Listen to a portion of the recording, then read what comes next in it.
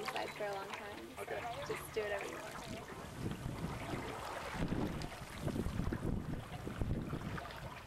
And you'll see in the water, there are these flies floating on the surface, and then the brine shrimp are just all over underwater. Why are there so many flies? Because they're eating the algae Okay. that's in the lake, and it's two liquids mixing, but they managed to come out with this sort of rocky substance.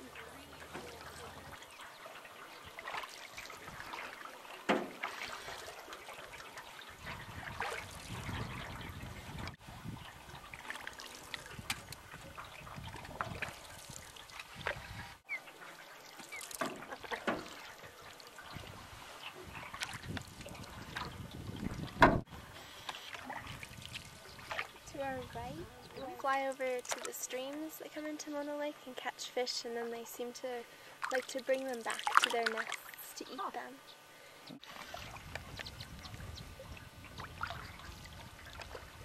So the gulls that you see out here are a particular kind called California gulls, and you find them all along the coast of California and Oregon and Washington. And I guess that 85% of the California population of these gulls comes here to Mono Lake to nest. And there are some islands. You can see the top of a very dark black island out there. It's called Nedget. And they used to like to nest there. But when the lake level was at its lowest, there's a land bridge between Nedget and the mainland. Oh, really? Yeah, and so coyotes could walk across and eat gull chicks or eggs, and it was really pretty devastating for the population. Put a bunch of dynamite underneath all the mud, or however they worked it out, and they blew it up, and all the mud went straight up in the air and then straight back down. And so that ended up not working very well. There was still a land bridge, and I guess they tried it multiple times and still no success. But now it's back to being an island again, which is good. But the gulls built craters, and they're something like the youngest mountain range in North America. They're really young in geologic time. This is a really volcanically active area. And Panum Crater, which is just behind the hill, pretty much straight in front. It's a pretty neat place. You can go and walk around inside of it, and there's lots of obsidian and everything. So is it a collapsed volcanic dome, or is it actually a crater? It's a crater. It's a volcano that erupted entirely underwater when Mono Lake was enormous during the last ice age. And that's a pretty neat place to go to. Oha, which is this white island out here, that rose up out of the lake, I think, about 300 years ago, so really not that long ago. And it's not a volcano, but there was some sort of volcanic activity underneath and pushed a bunch of lake bed sediment up above the lake level. And they built a volcano out of chicken wire and who knows what else on one of the islands, and they called it Krakatoa. And they made it erupt for the sake of the film.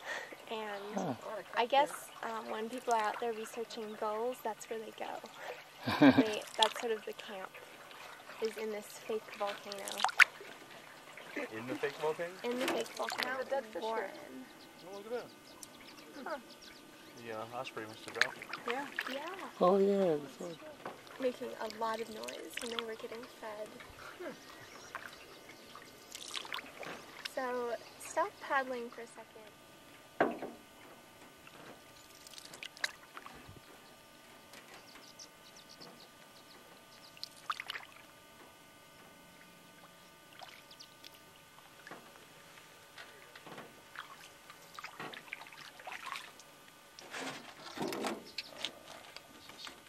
Sage or something that was growing when before the water level came up?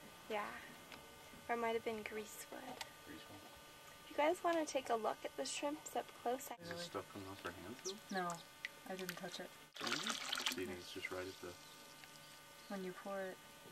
There's the look of oil and water mixing. And underwater, along the tufa towers, you'll see all these little black things. And those are the pupa stages of their life cycle. The larva, which eats algae, and then the pupa. And the Native Americans of the area actually used to eat the pupa. They would collect it and dry it out and eat it or trade it. Native Americans from Yosemite or from the Central Valley. What's the blue bug? I Oh, really?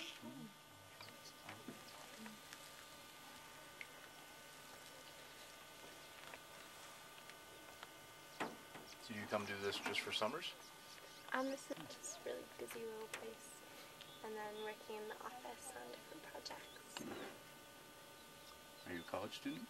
Yeah, I have one more year left at Pomona College in Southern California. And you were playing? What's your major? Yeah. Environmental studies. And then I guess that the orange isn't really high in the water though. Oh, so we really? have pretty Okay, good yeah. clearance. I have no experience. So every lump, I'm like, there's a lump. There's a spring that must be coming up through here. Yeah, I can hear that. On here because it's just incredibly, geologically active, and you'll see a lot of springs coming up through the faults, like in these. And I'm guessing it does not freeze in the winter. Saltwater really don't mix very well, and so if you have a layer of fresh water on top, I guess it will freeze. There's this normal cycle, I guess, of lake water mix. Then there'll be layers that are created throughout, like the spring runoff. But I wasn't sure what it was. Yeah. What you were smelling. The short vegetation. Interesting. You see sort of cracks in the ground where a bunch of shrimp are all gathered, and that's where springs are coming up, and those are. These tufa towers might even be sort of human caused.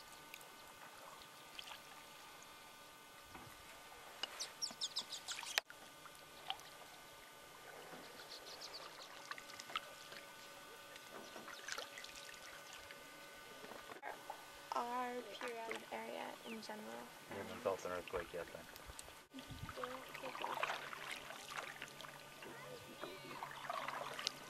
Probably if it was a little deeper underwater and the water was still, it would be forming new tufa.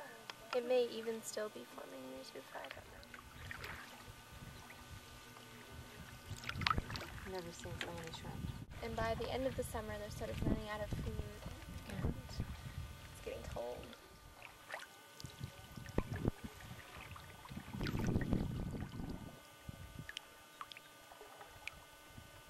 So yeah.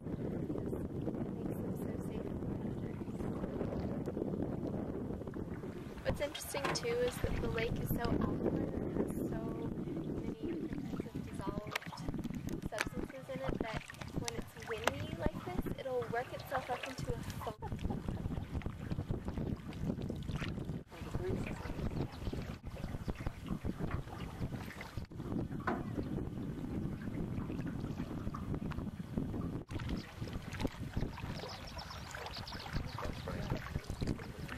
Cycle then we'll track them.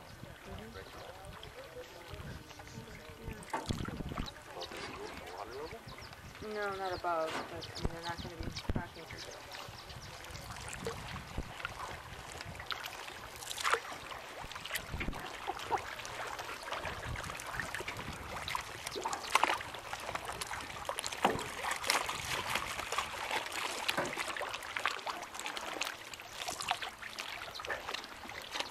Same type of deposits in the cave.